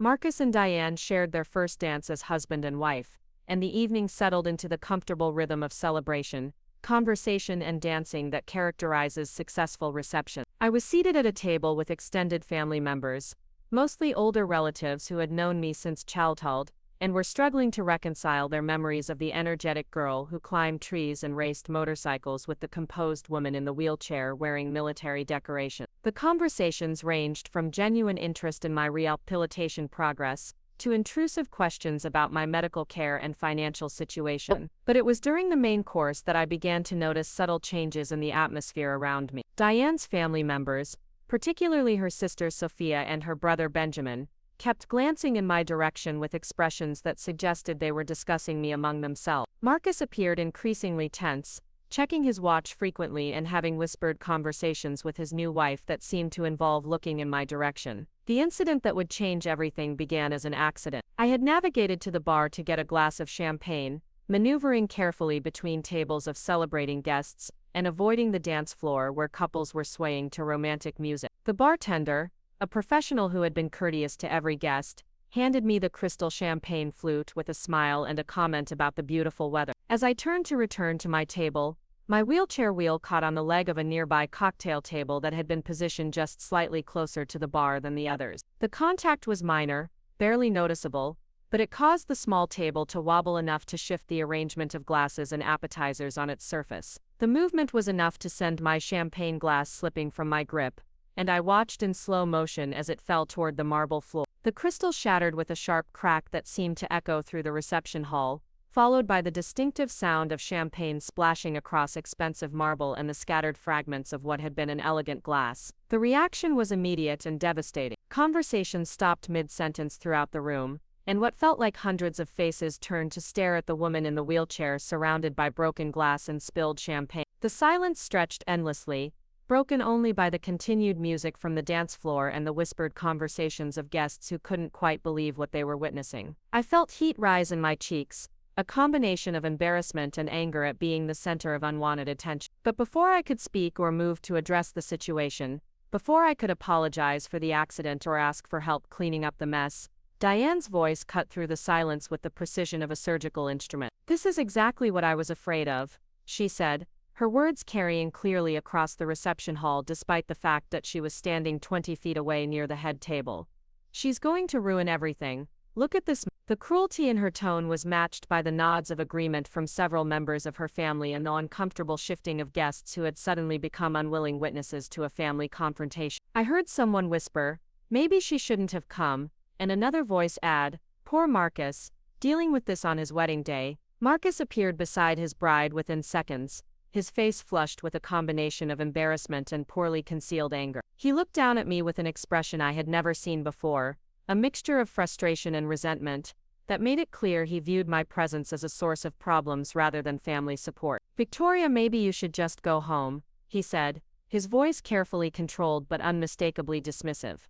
"This day isn't about you." The words hit me like a physical blow, not because of their harshness, though that was painful enough, but because they revealed how my own family truly perceived me. In that moment, surrounded by 200 wedding guests who were staring at me with mixtures of pity, curiosity, and judgment, I understood that I wasn't viewed as Commander Victoria Hamilton, decorated veteran and accomplished military officer. I was simply the disabled sister who had become an embarrassment and a burden. The silence that followed Marcus's words seemed to stretch forever. I could hear my heart pounding, could feel the weight of all those stares, could sense the whispered conversations that were already beginning as guests processed what they had witnessed. Part of me wanted to apologize, to make some excuse and quietly leave as Marcus had suggested, to avoid causing any more disruption to his perfect day. But then I heard it, a sound I recognized from years of military service, though it was completely unexpected in this civilian setting. The crisp, rhythmic cadence of polished dress shoes moving across marble with perfect synchronization. Military bearing was unmistakable, even when you couldn't see the people creating the sound. I turned toward the entrance of the country club, my heart beginning to race with a combination of disbelief and hope. 6 figures in immaculate navy dress whites were standing at attention in the doorway, their faces grave and respectful, their posture absolutely perfect. The honor guard had arrived, and the entire dynamic of the reception was about to change in ways that no one in that room could have anticipated. The lead officer was a man I didn't recognize, but his uniform and decorations marked him as a senior commander with extensive service experience. Behind him, 5 other sailors maintained their perfect formation, their presence transforming the elegant wedding reception into something that felt more like a military ceremony. The conversations in the room didn't just stop, they died completely. Wedding guests turned away from the broken glass and spilled champagne to stare at the unexpected arrival of military personnel in full dress uniform. Marcus's face went from embarrassed anger to complete confusion, while Diane's expression shifted from righteous indignation to bewildered concern about this new disruption to her perfect day. "Colonel Hamilton," the lead officer said, his voice carrying easily across the now silent reception hall, "we apologize for the interruption, but we have business with you that cannot wait." The word colonel rippled through the crowd like electricity. I heard sharp intakes of breath, confused murmurs, and what sounded like someone dropping silverware onto a plate. Marcus's mouth fell open, and Diane's carefully composed expression cracked completely as she tried to process what was happening. But I knew even before the commander reached into his jacket and withdrew what appeared to be an official document, even before he began to speak the words that would transform this moment from humiliation into vindication. I knew that everything was about to change. The honor guard doesn't appear at civilian events without purpose, and their presence here meant that someone had decided my service deserved recognition that went far beyond family politics or social expectations. The commander stepped forward, his movement triggering a perfectly synchronized advance by the other 5 members of the honor guard.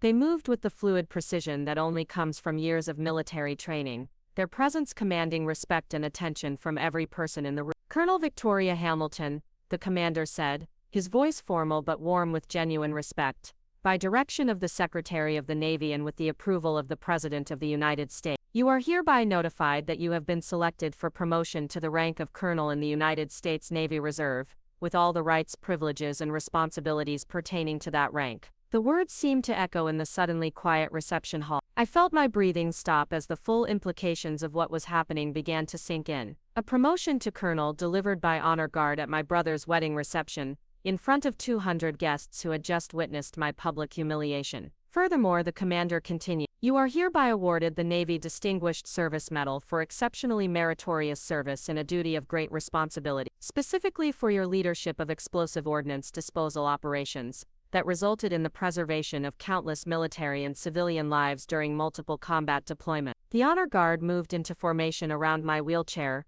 creating a ceremonial space that isolated me from the wedding reception and transformed this corner of the country club into something approaching a military ceremony. The lead officer opened the official document and began reading citations that detailed missions I had led, lives I had saved, and achievements that most of the wedding guests had never known about. As he spoke, I noticed movement at the edges of the room. Other guests were stepping back, creating space and showing the kind of respectful attention usually reserved for the most solemn military occasions. The contrast with the treatment I had received just minutes earlier was stark and powerful. Marcus stood frozen beside his bride, his face cycling through expressions of shock, confusion, and what might have been pride. Diane's carefully planned reception had been completely derailed by this unexpected military ceremony, but she seemed too stunned to react with anything beyond wide-eyed bewilderment. The commander finished reading the citations and stepped aside as another member of the honor guard approached with a presentation case containing the medal and promotion insignia. The ceremony that followed was brief but deeply meaningful, conducted with the dignity and precision that characterized all military recognition events. When the honor guard snapped to attention and rendered their salute, I felt something I hadn't experienced since before the explosion in Afghanistan. Not just respect or recognition, but the acknowledgement that my service had mattered, that my sacrifice had meaning beyond the personal cost I had paid. The reception hall remained absolutely silent as the ceremony concluded. 200 wedding guests who had just witnessed something most of them had never seen before. The broken champagne glass and spilled liquid on the marble floor seemed insignificant compared to the gravity of what had just taken place. As the honor guard prepared to leave, the lead officer leaned down and spoke quietly enough that only I could hear his words. "Colonel, your service has been an inspiration to everyone who has had the privilege of working with you. This recognition is long overdue, and it comes with the profound gratitude of your nation and your fellow sailors." The transformation was complete. In the space of 15 minutes, I had gone from embarrassing burden to honored veteran, from family problem to distinguished military officer whose achievements deserved formal recognition. The guests who had been staring at me with pity and judgment were now looking at me with something approaching awe, but the most significant change was in my own understanding of who I was and what I represented. I wasn't the disabled sister who needed accommodations and caused disruption. I was Colonel Victoria Hamilton, United States Navy, whose service record spoke for itself regardless of my current physical limitation. As the honor guard departed with the same precise formation they had maintained throughout their visit, the reception hall slowly began to return to something resembling normal wedding celebration. But the dynamic had shifted permanently. The woman who had been asked to leave her brother's wedding because she was causing problems had been transformed into someone whose presence brought honor to the entire gathering. Marcus approached my wheelchair slowly, his expression complex and difficult to read. When he spoke, his voice was quiet and uncertain, completely different from the dismissive tone he had used just minutes earlier. "Tori," he said, using the family nickname he hadn't spoken in months. "I had no idea about the promotion, about the medal, about any of it." I looked up at my brother, seeing confusion and what might have been shame in his eyes. "There's a lot you don't know about my military service, Marcus. There's a lot this family has never understood about what I did or why it mattered."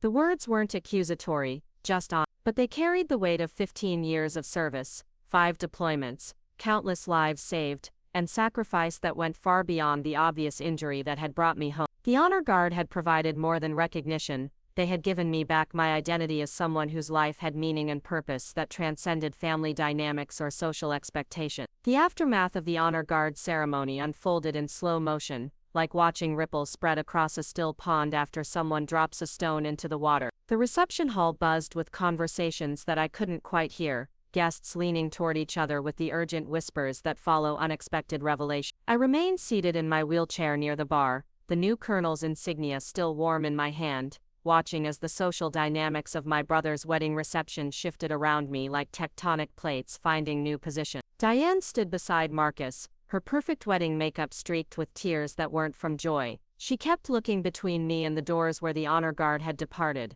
as if she couldn't quite process what had just happened in her carefully orchestrated celebration. Her sister Sophia approached with obvious concern, speaking in hushed tones that carried an edge of panic about how this development might affect the rest of the evening. Marcus himself appeared paralyzed by the cognitive dissonance of seeing his disabled sister suddenly transformed into a decorated military officer whose achievements demanded respect rather than pity. He had spent months planning this wedding around the assumption that I would be a burden to manage rather than a family member whose presence might actually bring honor to the occasion. My parents appeared at my side within minutes of the honor guard's departure, their faces reflecting the complex emotions of people trying to reconcile their understanding of their daughter with the reality of what they had just witnessed. My mother's eyes were bright with unshed tears, while my father looked like a man who had just realized he had been speaking a foreign language for years without knowing it. "Victoria," my mother said softly, her voice trembling with emotion, "why didn't you tell us about the promotion, about the medal?" The question revealed the fundamental misunderstanding that had characterized our family relationship since my return from military service. They assumed that military recognition was something I would have known about in advance,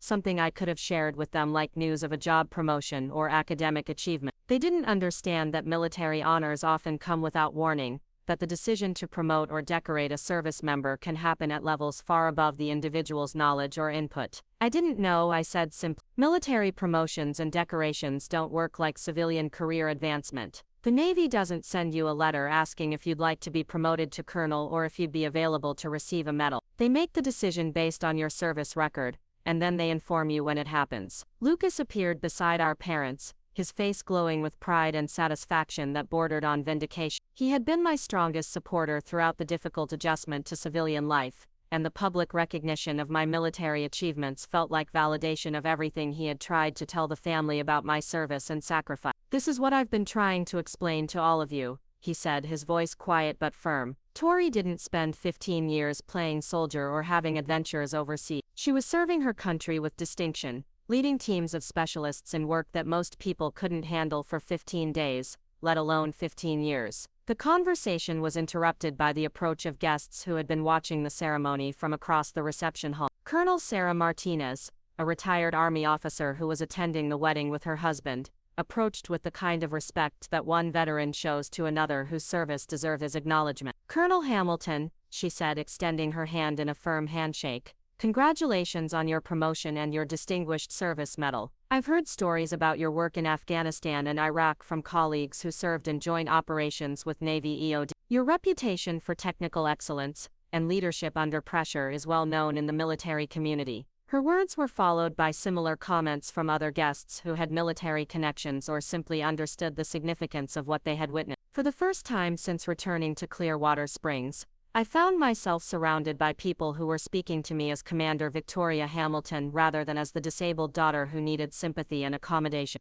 The transformation was remarkable, but also deeply uncomfortable. These were many of the same people who had been staring at me with pity and judgment just 30 minutes earlier when I was sitting in broken glass surrounded by spilled champagne. Now they approached with deference and respect, as if the medal and promotion had changed not just my military rank but my fundamental worth as a human being. But it was Marcus's reaction that cut deepest, precisely because it revealed how little he had understood about my military service despite years of letters, phone calls, and visits home. He approached my wheelchair with the uncertain steps of someone walking on unfamiliar ground, his expression cycling through shock, confusion, and what might have been shame. "Tori, I need to apologize," he said, his voice so quiet that I had to strain to hear him over the background conversation. I had no idea about your rank, about your responsibilities, about what you actually did overseas. When you talked about your military service, I thought you were exaggerating or trying to make it sound more important than it really was. The admission was both hurtful and revelatory. My own brother had assumed that my descriptions of leading EOD teams and conducting complex operations were fabrications or embellishments rather than accurate accounts of my military career. The letters I had sent home describing successful missions and commendations had been dismissed as attention-seeking rather than recognized as professional achievements worth celebrating.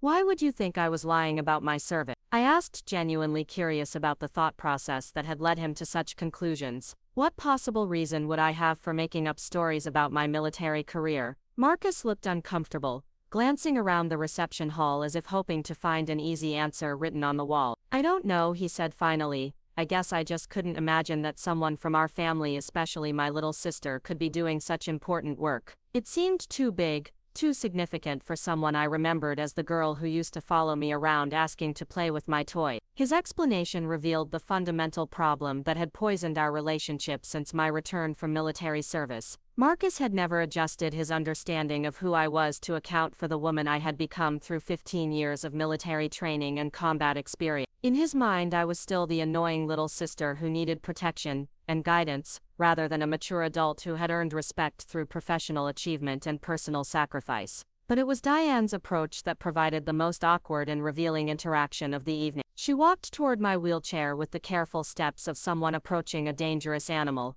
her wedding dress rustling with each movement. Her face was streaked with tears that had ruined her carefully applied makeup, and her expression reflected the confusion of someone whose worldview had been fundamentally challenged. "Victoria," she said, her voice trembling with emotion, "I owe you a tremendous apology. I had no idea about your military service, about your rank, about everything you've accomplished. When Marcus told me about his sister who had been injured in the military, I assumed you were just a regular soldier who had been in the wrong place at the wrong time." Her apology was sincere but also revealed the depth of ignorance and prejudice that had shaped her treatment of me since Marcus's engagement. She had categorized me as a burden and embarrassment based on assumptions about disability and military service that reflected her own limited understanding rather than any factual knowledge about my background or achievements. "What exactly did Marcus tell you about my military service?" I asked, curious to understand how my brother had described my 15-year career to the woman who was now his wife. Diane looked toward Marcus with an expression that suggested she was uncertain how much truth was appropriate in this moment. "He said you had been in the Navy and got hurt by a bomb," she said carefully. "He made it sound like you were a victim of circumstances rather than someone who had chosen a dangerous job and performed it with distinction." The revelation was both painful and illuminating. Marcus had described my military service in terms that emphasized my injury rather than my achievements,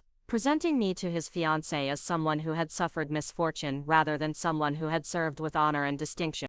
His narrative had focused on the explosion that ended my career rather than the 15 years of successful service that preceded it. But it was the reaction of the other wedding guests that provided the most comprehensive illustration of how dramatically the social dynamics had shifted. People who had been avoiding conversation with me throughout the cocktail hour and dinner service now approached with eager questions about my military experience and expressions of gratitude for my service. Eleanor Walsh, who had been my high school English teacher and was attending the wedding as a longtime family friend, approached with tears in her eyes and an expression of profound regret. "Victoria, I am so ashamed of myself," she said, taking my hand in both of hers. "I've been treating you like a tragedy since you came home, focusing on your wheelchair instead of celebrating everything you accomplished in the military. I should have known better." Her apology was representative of similar conversations that continued throughout the remainder of the reception. Guest after guest approached to express belated recognition of my military service and regret for their previous assumptions about my circumstances. The pattern was both gratifying and deeply sad, revealing how much my community's perception of me had been shaped by ignorance and prejudice rather than factual understanding. The most significant conversation came from an unexpected source. Patricia Foster, who had been my family physician since childhood and was attending the wedding with her husband, approached with the professional demeanor that had always characterized our interactions. "Colonel Hamilton," she said, deliberately using my new rank, "I want to apologize for my behavior during your medical appointment since your return to Colorado. I've been treating you like a patient who needed sympathy rather than recognizing you as a military officer who deserved respect. Your medical file indicates extensive combat service, but I focused on your current limitations rather than your past achievements. Her apology highlighted a pattern that extended far beyond the wedding reception. Throughout my adjustment to civilian life in Clearwater Springs, I had been categorized primarily as a disabled person rather than as a veteran whose service deserved recognition. Medical professionals, social workers, and community members had approached me with attitudes shaped by assumptions about disability rather than knowledge about military service. But the most emotionally complex reaction came from my parents, who spent much of the remainder of the reception processing their own feelings about the disconnect between their understanding of my military service and the reality that had been revealed by the honor guard ceremony. My mother approached conversations with other guests defensively, trying to explain that the family had always been proud of my service while clearly struggling with the knowledge that their pride had been based on incomplete understanding. My father's reaction was more introspective, characterized by the quiet contemplation of someone reassessing years of assumptions and interaction. During a brief moment when we were seated together at a quieter table, he spoke with the careful honesty of someone acknowledging a significant mistake. "Victoria, I need to tell you something that I should have said years ago," he began, his voice heavy with emotion. "When you first enlisted, I was angry because I thought you were rejecting everything our family had built here in Colorado. When you kept re-enlisting and deploying overseas, I assumed you were running away from responsibility rather than embracing a different kind of responsibility that was more important than anything I understood." He paused, looking around the reception hall where guests were still processing the events they had witnessed. "Tonight made me realize that I've been judging your choices based on my own limitations rather than trying to understand what you were actually accomplishing. The fact that the Navy considered your service important enough to send an honor guard to a civilian wedding reception tells me that I've been completely wrong about the significance of your military career." His admission was both painful and healing, acknowledging years of misunderstanding while opening the possibility for a more honest relationship based on accurate knowledge rather than assumptions and prejudice. But it also highlighted the tragedy of how much time had been lost to ignorance, and the failure to communicate across the gap between military and civilian experience. The reception continued for several more hours, but the dynamic had been permanently altered by the honor guard ceremony.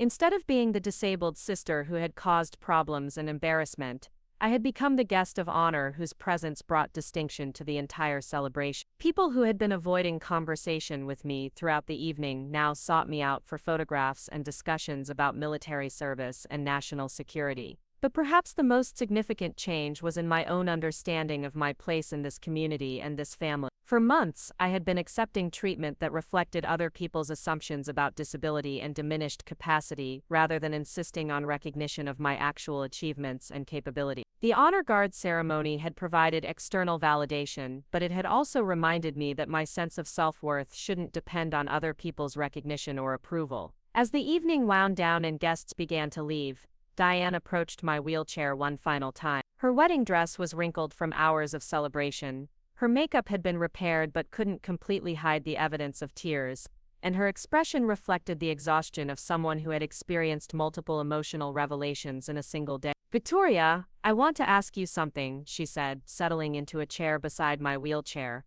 "Will you forgive me for tonight? Not just for what I said when you dropped the glass, but for everything. For treating you like a burden instead of family, for making assumptions about your capabilities, for not taking the time to understand who you really are." Her request for forgiveness was complicated by the fact that her treatment of me had reflected broader social attitudes about disability that extended far beyond her individual prejudice. But it was also sincere, representing genuine remorse and a willingness to acknowledge her mistakes rather than simply hoping the incident would be forgotten. "Diane, forgiveness isn't really about what you deserve," I said, choosing my words carefully. "It's about what kind of person I want to be and what kind of relationships I want to have with my family. I forgive you because I don't want to carry anger and resentment into the future, but I also hope this experience will help you understand that assumptions about people's capabilities and worth can be incredibly damaging." She nodded, tears starting to form in her eyes again. "I promise I'll do better. I want to learn about your military service, about what you accomplished, about who you are beyond the wheelchair. I want to be a sister-in-law who supports you rather than someone who makes your life hard." The conversation was interrupted by Marcus, who approached with the hesitant steps of someone preparing for a difficult conversation. He had removed his tuxedo jacket and tie, and his formal shirt was wrinkled from hours of celebration, but his expression was more serious than I had seen all evening. "Tori, we need to talk," he said, settling into a chair across from my wheelchair. "Not just about tonight, but about everything. About the way I've treated you since you came home, about my complete failure to understand your military service, about the assumptions I've made about your injury and your capability." His acknowledgement of the problems in our relationship was both welcome and overdue, but it also raised questions about whether genuine understanding and respect could be rebuilt after so many months of misunderstanding and neglect. "Marcus, I appreciate your willingness to acknowledge these issues," I said, "but I need you to understand that tonight's ceremony didn't change who I am or what I've accomplished. The Navy didn't promote me to colonel because they felt sorry for me or because they wanted to make a gesture at your wedding reception. They promoted me because my service record demonstrates leadership and achievement that meets their standards for senior officers." He nodded slowly, processing the implications of what I was telling him. "I'm starting to realize that I've been incredibly ignorant about military service in general and your career specifically. When you described your work overseas, I dismissed it as exaggeration because I couldn't imagine that my sister could be involved in operations that were genuinely important to national security." His admission revealed the depth of the problem that had poisoned our relationship since my return to civilian life. Marcus had approached my military service with assumptions about both my capabilities and the significance of military work that prevented him from recognizing or respecting what I had actually accomplished during 15 years of active duty. But it was Lucas who provided the most insightful perspective on the evening's events and their broader implications for our family relation. He had remained mostly quiet throughout the various conversations and apologies, observing the social dynamics with the analytical mind that had always characterized his approach to complex problems. "What happened tonight wasn't really about military recognition or family pride," he said during a quiet moment when the three siblings were sitting together at an empty table. "It was about respect and the assumptions we make about people's worth based on superficial characteristics rather than actual knowledge about their achievements and capability." He looked around the reception hall, which was now mostly empty except for the cleaning staff and a few lingering guests. "For months, this family and this community have been treating Tori like a tragedy rather than recognizing her as someone whose service deserves honor and respect. Tonight forced everyone to confront the gap between their assumptions and reality. But the real question is whether this recognition will lead to lasting changes in how we treat people with disabilities and how we understand military service." His analysis was both accurate and sobering. The honor guard ceremony had provided dramatic vindication for my military service and forced the wedding guests to reassess their assumptions about my worth and capability. But ceremony and recognition, however meaningful, couldn't automatically undo months of prejudice and misunderstanding or guarantee that similar assumptions wouldn't continue to affect other veterans and disabled individuals in similar circumstances. The drive home with Lucas provided an opportunity to process the evening's events away from the social pressures and emotional intensity of the wedding reception. As we drove through the quiet streets of Clearwater Springs, I found myself thinking not just about the dramatic ceremony and its immediate impact, but about what it meant for my future relationships with family and community. "How do you feel about everything that happened tonight?" Lucas asked as we pulled into the driveway of the family ranch. The question was more complex than it might have seemed. I felt vindicated by the recognition of my military service,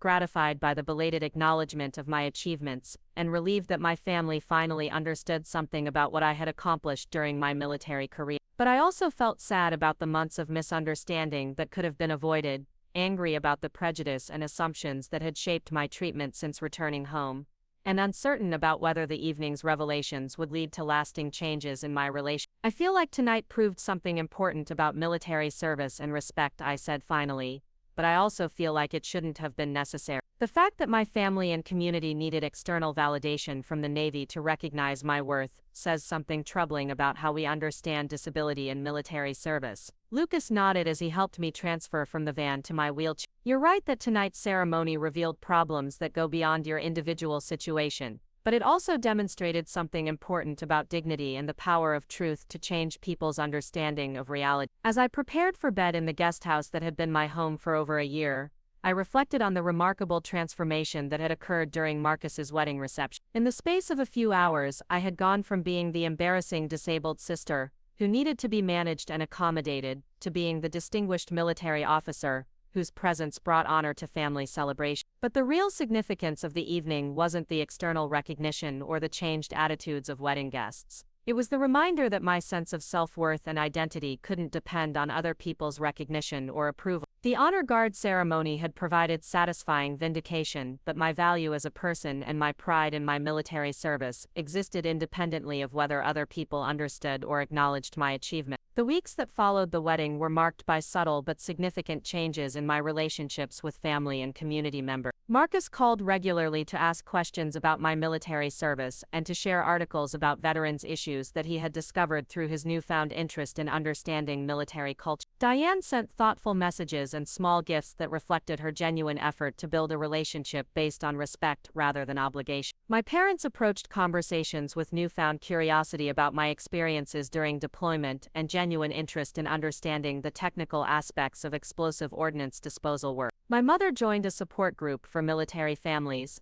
seeking to understand the challenges faced by service members and their relatives. My father began volunteering with local veterans organizations, applying his construction expertise to home modification projects for disabled veterans. The broader community response was similarly positive but also revealed the extent to which ignorance about military service had shaped their previous attitude. Local newspaper coverage of the wedding ceremony led to invitations to speak at schools and community organizations about military service and disability issues. The attention was gratifying but also highlighted how little the civilian population understood about the realities of military life and the challenges faced by returning veterans. But perhaps the most significant development was my decision to accept a position with the Colorado Department of Veterans Affairs, working to improve services and support for disabled veterans throughout the state. The job combined my military experience with my personal understanding of the challenges faced by injured service members, creating an opportunity to serve others while building a meaningful civilian career. The position required travel throughout Colorado,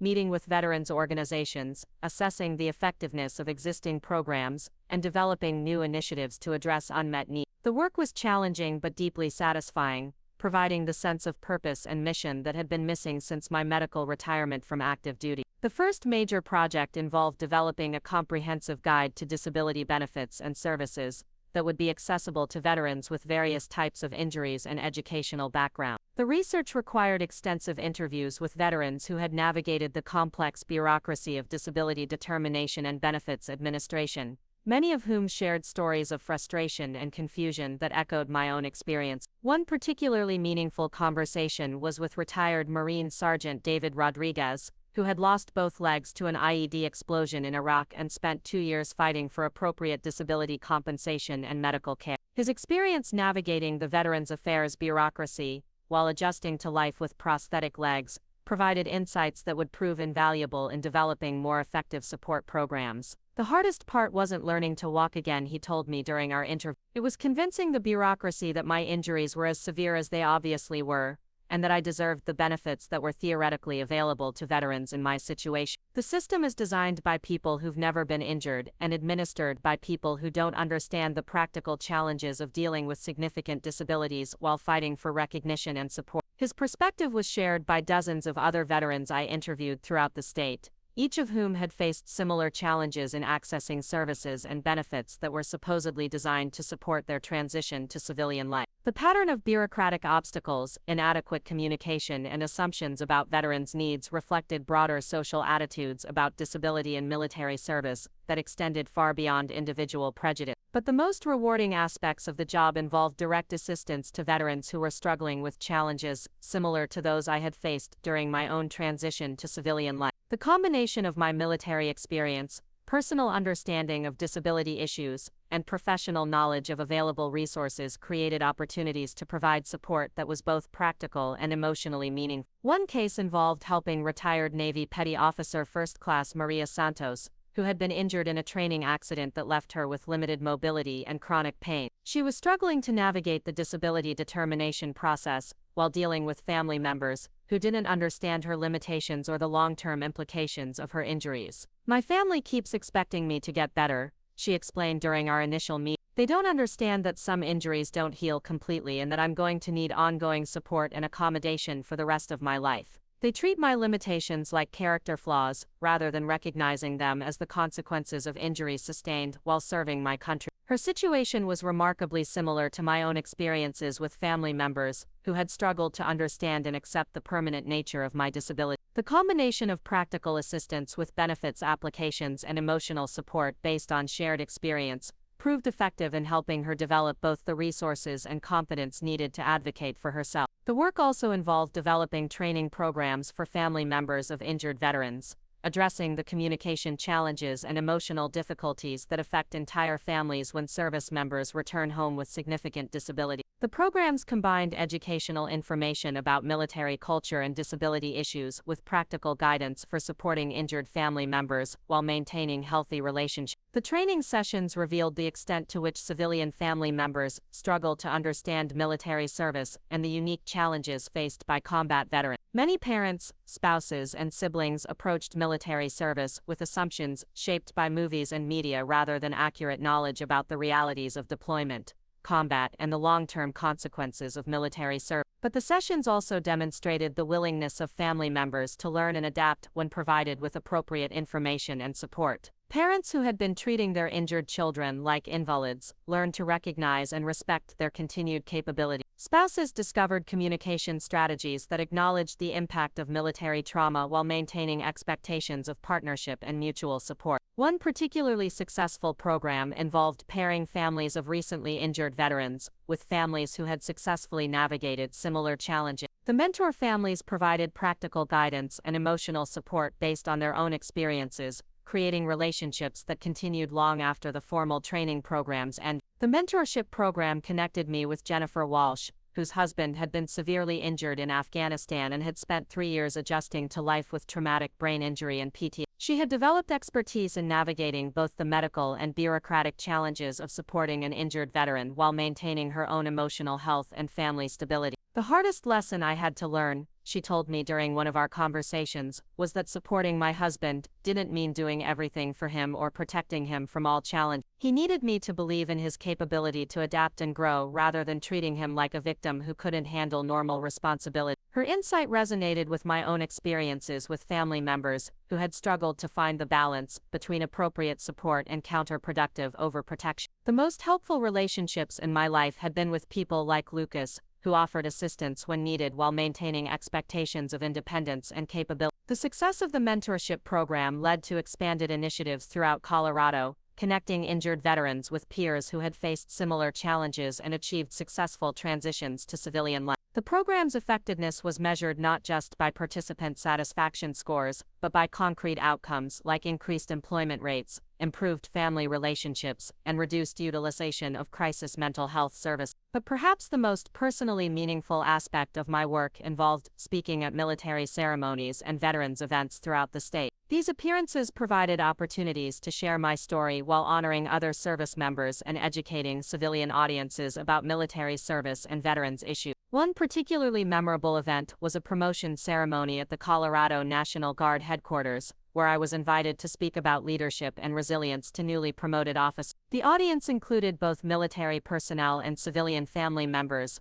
creating an opportunity to address both professional military leadership and the broader challenges of supporting service members throughout their career. Leadership in the military isn't just about giving orders or making tactical decisions, I told the audience. It's about taking responsibility for the welfare and development of the people under your command, creating conditions where they can perform at their highest level, and maintaining standards of excellence, even under the most challenging circumstances. The speech also addressed the transition challenges faced by military personnel as they advance in rank and responsibility, particularly the need to maintain connection with subordinates while accepting the isolation that comes with command authority. These themes resonated with both military and civilian audience members, who were dealing with their own leadership challenges in various professional and personal contexts. But the most significant recognition came 18 months after Marcus's wedding, when I was selected to receive the Colorado Distinguished Service Award for my work with disabled veterans and my contributions to improving veterans' services throughout the state. The award ceremony was held at the Colorado State Capitol, with Governor Patricia Martinez presenting the recognition to honorees from various fields of public service. The ceremony was attended by my entire family, including Marcus and Diane, who had become genuinely supportive of my work and had developed a much deeper understanding of both military service and disability issues. Their presence at the ceremony represented the completion of a journey that had begun with ignorance and prejudice at Marcus's wedding reception and had evolved into respect and genuine family support. But the most meaningful aspect of the ceremony was the opportunity to represent all disabled veterans who had struggled to find purpose and recognition after their military service ended. The award recognized not just my individual achievements, but the broader potential of injured veterans to contribute meaningfully to their communities when provided with appropriate support and opportunity. The acceptance speech focused on the importance of recognizing veterans' continued capabilities, rather than focusing exclusively on their limitations, and the need for communities to create opportunities for service members to apply their military experience to civilian challenges. Military service develops qualities that remain valuable throughout a person's lifetime, I told the audience at the state capitol.